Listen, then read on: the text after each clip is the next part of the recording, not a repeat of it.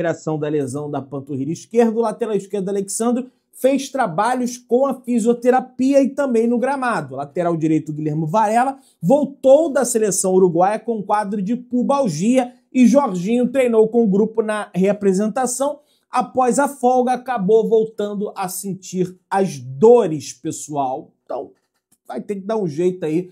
Felipe Luiz tem o Carrascal, tem essa galera toda aí disponível, né? O próprio De La Cruz, que andou lesionado durante um bom tempo, está disponível aí pelo Felipe Luiz. Pessoal, a equipe do Mirassol, é sabido de todos nós aqui, foi uma das equipes que mais dificultou a vida do Flamengo no Maracanã nesse ano. Foi 2-1 magro do Flamengo.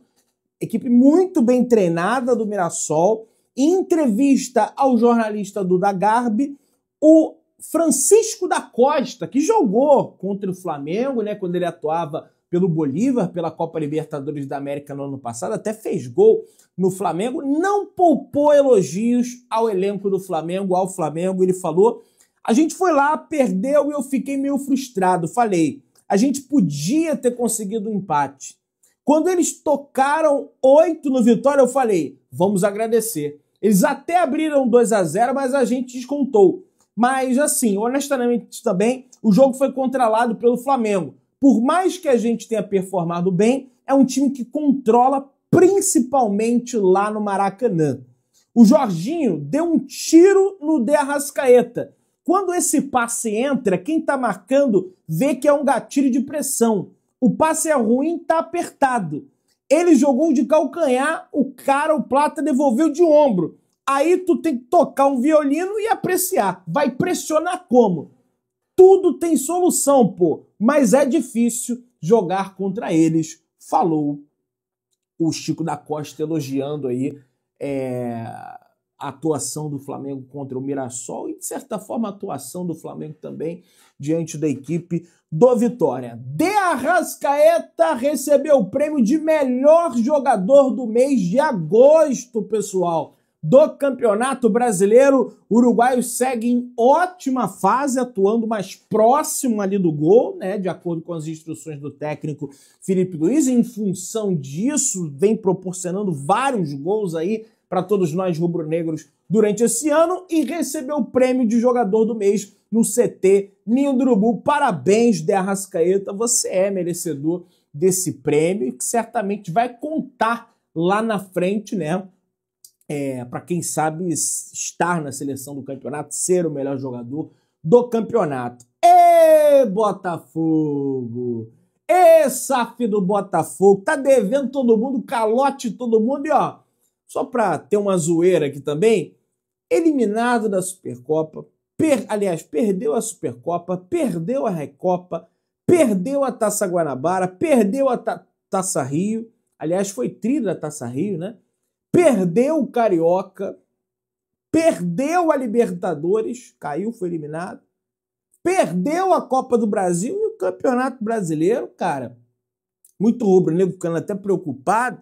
Pedrão, mas o Botafogo agora só vai ter o Campeonato Brasileiro para disputar. Será que eles não estarão mais mobilizados para ganhar do Flamengo? Pela madrugada, gente. Eu não tenho medo nenhum do Botafogo. Para mim, um adversário direto na briga pelo título do Flamengo é o Palmeiras. Eventualmente pode vir a ser o Cruzeiro, que vem numa boa campanha. Fez 2 gols ontem de novo o Caio Jorge, está numa artilharia absurdo, mas o Flamengo tem confronto em casa contra Palmeiras, contra Cruzeiro, só o Botafogo que é fora de casa, beleza? Pessoal, Flamengo e Estudiantes, quartas de final da Copa Libertadores da América, a partir da próxima quarta-feira no estádio do Maracanã, e o capitão da equipe argentina, o Santiago Ascacíbar, de 28 anos, destacou e pregou respeito pelo Flamengo, elogiando o seu poder ofensivo, mas ressaltou que nada é impossível na competição.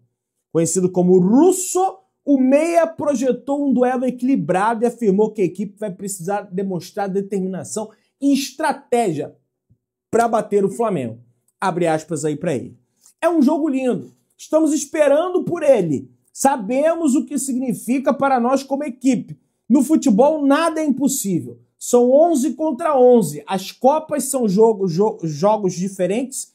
Temos que demonstrar isso em campo, declarou o capitão do Estudiantes. Cara, a melhor forma do Flamengo respeitar o Estudiantes, tetracampeão da Copa Libertadores da América, apesar disso não é tratado como um grande clube na Argentina, assim como o Boca, como o River, entre outras equipes, não tem ali o contingente de torcida dessas maiores equipes na Argentina. Entretanto, a melhor forma do Flamengo respeitar o Estudiantes é jogando sério, é jogando pra valer. Não tem que entrar achando que já passou. Tem que ter o mesmo comportamento que o Flamengo teve contra o Internacional. Venceu no Maracanã, foi pro Beira-Rio para ganhar. Então é fazer o resultado em casa e ir para a Argentina para ganhar também. É uma equipe fraca em relação ao Flamengo, é bem verdade. O Flamengo tem muito mais valor técnico que Estudiantes, mas não é, meu amigo, sabe, mel no mamão, sabe? Haja visto o Corinthians no ano passado, haja visto o Olímpia no ano retrasado, haja visto o Peñarol no ano passado. Caímos nas quartas, espero que isso não volte a acontecer e depois tem semifinal, enfim, muita coisa. Minha galera, o Flamengo atingiu a marca dos 500 mil assinaturas coletadas, pessoal, de ontem para hoje, o Flamengo atingindo essa marca lendária na petição.flamengo.com.br. O Flamengo quer se tornar uma nação simbólico-cultural frente à ONU, e para isso, logicamente, é exigido um número gigantesco de assinaturas para demonstrar relevância, né, ao Flamengo, o número de pessoas que segue o Flamengo, que é torcedor do Flamengo, e o Flamengo já chegou a essa incrível marca de 500 mil de assinaturas. Se você ainda não assinou, vai lá na petição.flamengo.com.br, deixa a sua assinatura, porque cada assinatura é muito importante, beleza? Jornalista compara Flamengo a uma mãe e diz que deveria apenas aceitar a pena de Bruno Henrique. Cara, é um negócio impressionante, né?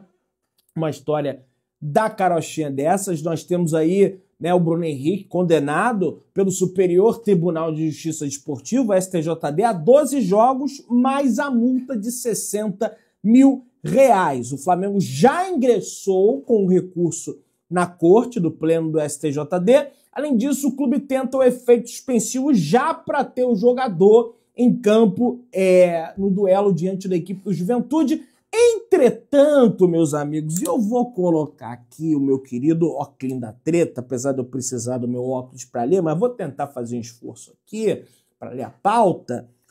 Um jornalista chamado Robson Morelli, tá? Em depoimento curioso, discordou da atitude. Vamos ver aqui o que ele disse. A diretoria do Flamengo perde a chance de se orientar com silêncio. Não se envolver, apenas aceitar. Assim bastava deixar que a justiça tomasse, como tomou, as devidas providências. Mas o Flamengo quer mudar isso com efeito suspensivo para ter o atleta em campo. Outros jogadores menos famosos pegaram um gancho de 2 anos ou então até mesmo o banimento do futebol. Meu amigo, deixa eu te falar uma coisa. Primeiro, o Flamengo não é uma mãe. E uma mãe, por mais que repreenda o seu filho, evidentemente, pelos seus erros, ela sempre é uma leoa para defender o seu filho. Ela quer repreender, mas se os outros repreenderem, ela fica com raiva. Agora, o Flamengo não tem nada a ver com mãe, e é direito do Bruno Henrique ter o contraditório. É direito do Bruno Henrique ter ampla defesa. Haja visto que o procurador, a pena atribuída ao Bruno Henrique, ela quase foi prescrita. Os próprios auditores do STJD estavam em discordância antes de entrar no mérito da situação. Ainda na etapa preliminar do julgamento do STJD, foi 3-2. 2 votaram pela prescrição do processo e 3 votaram pela não prescrição do processo. Então aí você já vê que teve contraditório. E você não deve jamais comparar a situação de outros atletas que foram suspensos por anos, eventualmente até banidos do futebol, com o caso do Bruno Henrique, porque são casos completamente diferentes. O Bruno Henrique não prejudicou o Flamengo, ponto. No caso, o próprio Flamengo solicitou ao Bruno Henrique que ele tomasse o cartão amarelo. No caso desses outros atletas, eles prejudicaram seus respectivos clubes. Os seus respectivos clubes se sentiram prejudicados frente a essa ação desses respectivos atletas, né? Eles macumunaram com uma quadrilha a fim de receber lucro pessoal. Eles receberiam dinheiro para tomar aquele cartão. Não foi o caso do Bruno Henrique. O Bruno Henrique já iria tomar aquele cartão. Você pode até alegar, pô, mas ele não deveria ter compartilhado aquela informação. Ok.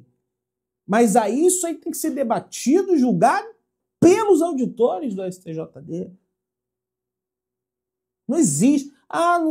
Não tinha que fazer. Tem que fazer sim, na minha opinião. Bruno Henrique é um jogador importante. Bruno Henrique é um jogador decisivo. Foi decisivo contra o Internacional. Já pensou se não tivesse ele em campo? Acho também que ele não deveria ter compartilhado aquela informação sensível. Mas daí você dizer que, não, porque o Flamengo não deveria fazer nada, tinha que ser igual uma mãe, eu entendi o que você quer dizer. Uma mãe sempre vai repreender o seu filho quando ele está errado. Evidente, uma mãe correta, mas também vai defender o seu filho de possíveis injustiças que ele pode estar sofrendo, tá? E aí, minha galera, por volta da madrugada, mais ou menos, tivemos a informação, tá? O acórdão, que eu já expliquei aqui, o acórdão é uma espécie de documento, pelo que eu estudei, não sou jurista, não sou, enfim, tenho até interesse pela área, mas sou jornalista e sou criador de conteúdo e tenho orgulho disso, então corro atrás das situações. O acórdão é um documento do qual ficam registrados nele toda a ação do julgamento do Bruno Henrique, as condenações, as motivações, enfim, tudo isso. O acórdão foi publicado, finalmente foi publicado. E nesse acórdão, tá, prevê um ofício à CBF, tá, para internacionalização da pena. Sugestão partiu da Procuradoria do STJD e foi acatada pelo relator para o final do processo, tá, pessoal? Internacionalizar a pena foi sugestão da Procuradoria, de acordo com o artigo 70.1 do Código Disciplinar da FIFA 2025, que diz o seguinte, vamos ler aqui. Se a infração for grave em particular, mas não se limitando à discriminação, manipulação de partidas e competições de futebol, má conduta contra árbitros ou falsificação, bem como o uso ou assédio, às associações, confederações e outros órgãos organizadores esportivos deverão solicitar ao comitê disciplinar a extensão das sanções impostas para que tenham efeito mundial. Cara, não vejo isso aqui, nesse caso, pelo menos eu. Manipulação de partidas não tem. Não tem manipulação, ele manipulou o jogo. De competições de futebol não tem. Má conduta contra o árbitro não tem. Assédio contra o árbitro não tem. Não vejo. Tá? Enfim, por essa situação foi foi o relator do caso, o Alcino Guedes, tá? Que pediu, inclusive,